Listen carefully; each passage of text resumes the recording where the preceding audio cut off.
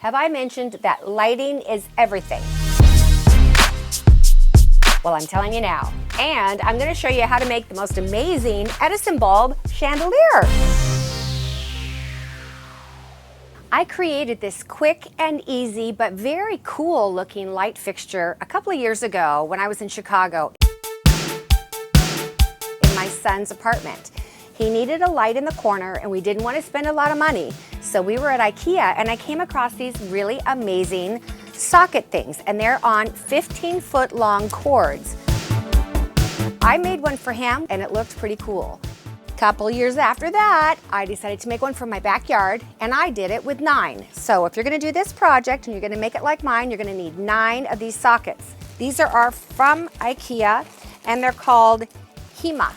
See it? H-E-M-M-A. It comes with an actual light bulb. Don't use this light bulb. It's really a funky, I think it's an LED weird looking bulb. Don't use that. So just put that aside, unwrap the twist ties and cut off the tags. We hate tags. Tags are tacky. Then you're going to need 9 light bulbs, and I chose to use the Edison bulbs because I think they're really cool. They don't put off a ton of light, so if I have 9 lights up here and it's not on a dimmer, it's not going to be so bright that it's going to glare in everyone's eyes. And I bought them in 2 different sizes. Most of them are the big ones, but I have a couple small ones just to break it up a little bit. Now, what you're going to need is something to affix the light bulbs to. This is an iron piece, and actually I had Luis make it for me, and it's slightly curved because my cabana is slightly curved. And if you don't happen to have an iron guy in your back pocket, which I'm sure most of you don't, in fact, mine is hard to find as it is, so you might want to use like even a piece of iron gate, a vintage piece of iron, something that's going to give you something you could affix these to. If you want to do it like I did in Scott's apartment, I literally used ceiling hooks, all right? These are heavy duty. I don't think you need anything quite this strong. You could use something like a cup hook that I got at Home Depot. There's also 3M hooks. Now, some of the ones that you can buy hold more weight.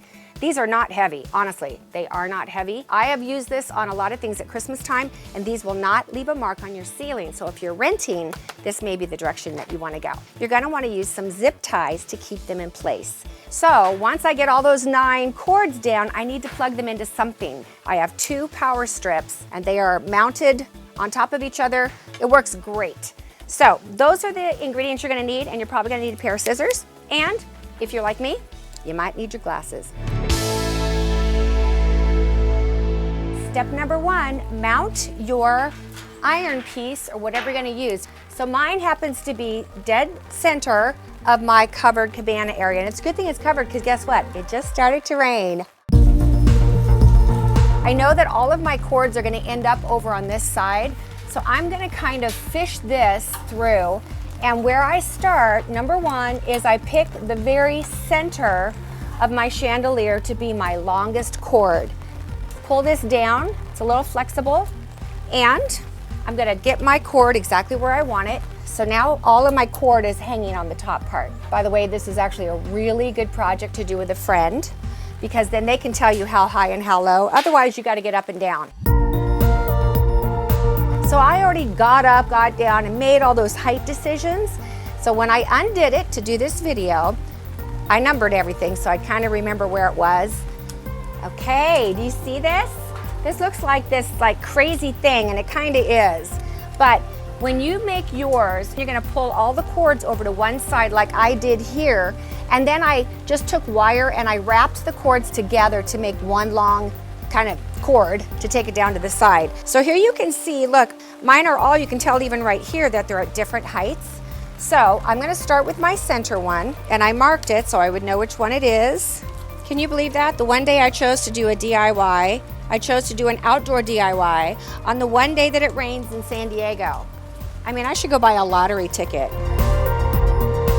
And I'm gonna pull this one through right about here, all the way across, and here's my center.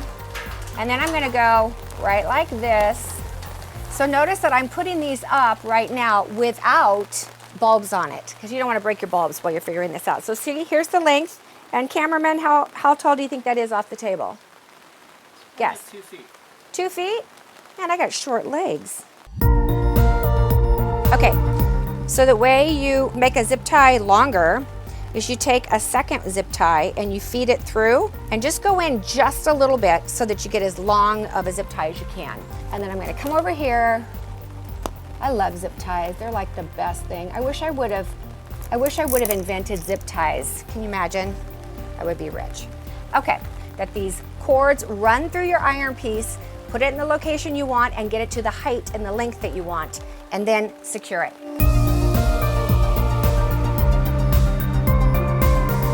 And then I'm gonna go down here and up here and over here. Okay, do you see the different heights already? And have this come down, right? Here, there you go. Are you seeing the different heights? Pretty cool, huh? Is that the same exact height, cameraman, as this one?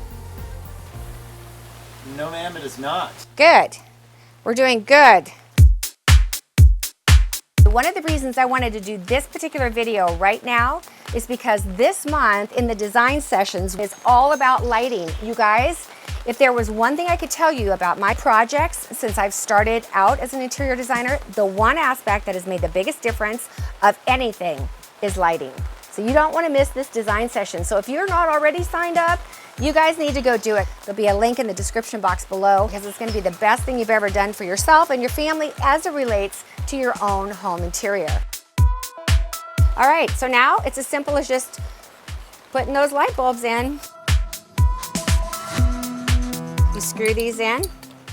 And then for you, you guys will then take all of your cords over to the side, wrap them up together like mine are, and then take that whole grouping of cords down the side, 2 power strips. The cords are woven through, come down around so that you can plug them all in and turn it on.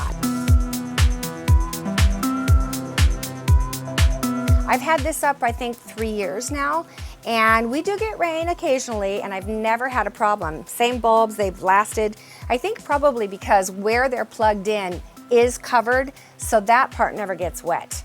Leave me a comment below and let me know what you think. And I will see you guys at the next design sessions, Saturday, January 28th at 10 o'clock. So what do you think?